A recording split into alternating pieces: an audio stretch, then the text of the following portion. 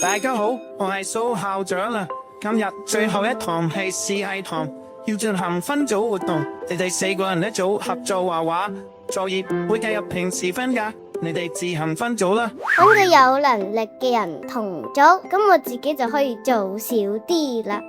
其實我唔中意分組咯，因為太多嘢要商量啦。我寧願自己去完成個作業啊。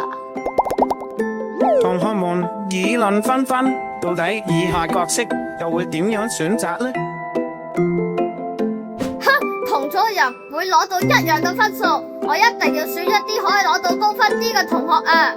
努力提升自己，今日比琴日進步，咁先至係正確嘅學習態度。我要繼續努力，我一定要考到第一啊！求助同學進取龍，佢勤奮讀書，有強烈嘅競爭心態，天資聰敏啊，而且非常之用功。但係佢過分執着於成績，亦都中意同人哋比較。即使成績已經名列前茅啦，但係因為得唔到第一名，對學業仍然係感到患得患失。